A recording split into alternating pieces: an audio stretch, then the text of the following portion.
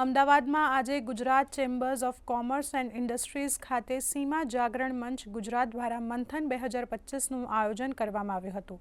ખાસ કરીને ગુજરાતના સરહદી વિસ્તારના વિકાસના ભાગરૂપે સીમા જાગરણ મંચ દ્વારા કાર્યક્રમ આયોજિત કરવામાં આવ્યો હતો। કાર્યક્રમમાં જુદી જુદી યુનિવર્સિટી સહિત 100થી વધુ સંસ્થાઓ આ અભિયાનમાં જોડાઈ છે। આ સંસ્થાઓ રાજ્યના સરહદી વિસ્તારોને કેવી રીતે સુરક્ષિત રાખી શકે, ત્યાં શિક્ષણ, આરોગ્ય જેને રોજગાર સંબંધિત સમસ્યાઓનો ઉકેલ કેવી રીતે લાવી શકે તે અંગે જાગૃતિ લાવવાનું કામ કરાશે। કાર્યક્રમમાં પૂર્વ મુખ્ય સચિવ પી.કે. લહેરી, સીમા જાગરણ મંચના અખિલ ભારતીય સંયોજક મુરલીધરજી ભીડા તેમજ જુદી જુદી સંસ્થા અને યુનિવર્સિટીના પ્રતિનિધિઓ અને અગ્રણીઓ ઉપસ્થિત રહ્યા હતા। वैसे प्रथम गांव है, लेकिन विकास की यात्रा दिल्ली से चलती है। बॉर्डर पर पहुंचते पहुंचते जैसे जिन्होंने खेतों में काम किया उनको ध्यान में है कि अंत में पानी कितना पहुंचता है, इसलिए इसके बारे में कुछ ज़्यादा नहीं करना है।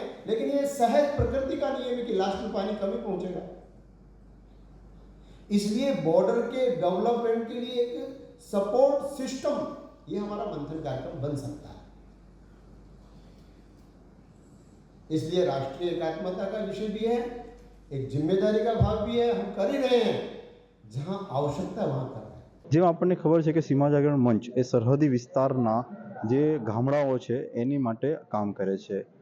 આજનો એ જે વિષય છે મંથન, તો મંથનનો મુખ્ય વિષય છે સરહદી વિસ્તારની અંદર સામાજિક અગ્રણી જેટલી પણ સંસ્થાઓ છે, સેવાકીય, ઔદ્યોગિક અને તમામ પ્રકારની સંસ્થાઓને સીમાવર્તી વિસ્તારમાં કામ કરવા માટેની તક મળે અને જે પોતે કામ કરી રહી છે એ ત્યાં જઈને ત્યાંના વિકાસ માટે કામ કરે તેવું એક અભિયાનનું અત્યારથી આપણે શરૂઆત કરી છે।